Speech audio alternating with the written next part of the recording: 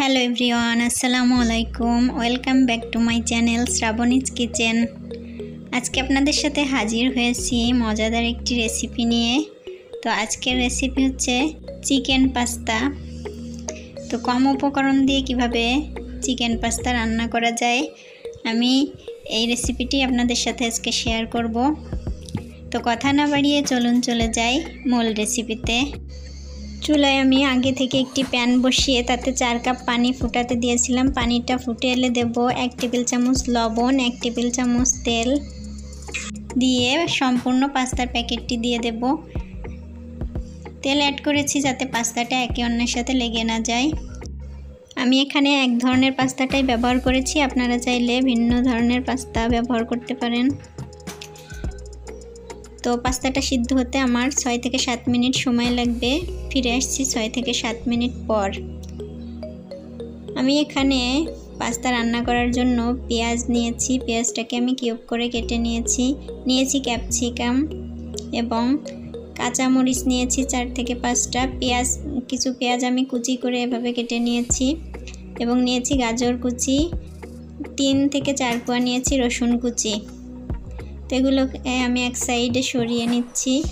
এখন আমার যে চিকেনটা লাগবে, আমি সম্পূর্ণ হাড় ছাড়া চিকেনটা ব্যবহার করেছি। তা আমি এখন এটিকে ম্যারিনেট করে নেব। ম্যারিনেট করতে আমার কি লাগছে চলুন দেখে নিই। 1 টেবিল চামচ রসুন বাটা, 1 টেবিল চামচ আদা বাটা, লবণ 1/2 টেবিল চামচ, শুকনা মরিচের গুঁড়া 1/2 টেবিল চামচ, 2 টেবিল চামচ সয়া সস। সবগুলো উপকরণ দিয়ে আমি এখন এটিকে মিশিয়ে নিচ্ছি। এ পর্যায়ে আমার পাস্তাটা এতক্ষণে সিদ্ধ হয়ে গিয়েছে। তো দেখুন, আমি এখন এটিকে নামিয়ে পানি ঝরিয়ে নিব।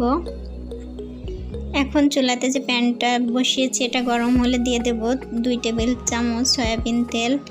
দিয়ে আমি চিকেনটার মধ্যে দিয়ে দিব, দিয়ে চিকেনটাকে ভেজে নিব। তো 2 থেকে 3 মিনিট ভেজে নিব, অতিরিক্ত ভাজার কোনো প্রয়োজন নেই। তো দেখুন চিকেনটা ভাজা হয়ে গেলে এটিকে আমি এক সাইডে সরিয়ে রাখবো এবং দিয়ে দেব সেই রসুন কুচিগুলো। তারপর আমি একে একে দিয়ে দেব পেঁয়াজ কুচি, দিয়ে একটু নেড়ে চেড়ে নিব। কাঁচামরিচ কুচিটা দিয়ে দিব।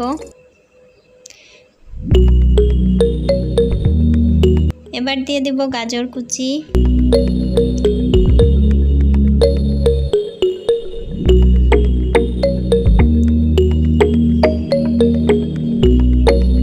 এখন আমি কিউব করে রাখা পেঁয়াজটা দিয়ে দেব। পেঁয়াজটা আগে অ্যাড করলে ভেঙে যেতে পারে, তাই আমি এটিকে একটু দেরিতে অ্যাড করেছি। সব শেষে অ্যাড করব ক্যাপসিকামটা। তার আগে দিয়ে দিচ্ছি 1 টেবিল চামচ শুকনা মরিচের গুঁড়া। এবার আমি ক্যাপসিকামটা দিয়ে দেব। ক্যাপসিকাম সবার পরে অ্যাড করার কারণ হচ্ছে আগে অ্যাড করলে এর স্বাদটা চেঞ্জ হয়ে যায়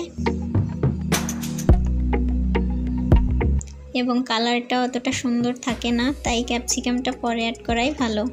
তো সবগুলো উপকরণ অ্যাড করা হয়ে গেলে আমি আবারও এটিকে একটু ভেজে নিচ্ছি। 1 থেকে 2 মিনিটের জন্য ভেজে নিলাম।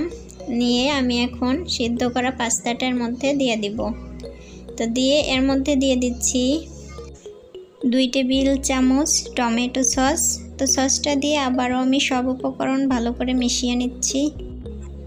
তো এ পর্যায়ে লবণটা টেস্ট অনুযায়ী দেওয়ার চেষ্টা করবেন। আমি যেহেতু প্রথমে লবণ দিয়ে পাস্তাটা সিদ্ধ করে নিয়েছি, তাই এখন আর লবণ অ্যাড করব না, কারণ সয়া সস এবং টমেটো সসেও অনেক বেশি লবণ রয়েছে। তো রান্নাটা এ পর্যায়ে শেষ। এখন গরম গরম সার্ভ করার পালা। তো আমি সার্ভ করে নিয়েছি। দেখুন পাস্তাটা দেখতে কেমন সুস্বাদু হয়েছে এবং কালারটা অনেকটা সুন্দর হয়েছে। তো আপনারা চাইলে খুব সহজেই রেসিপিটি বাসায় চেষ্টা করতে পারেন।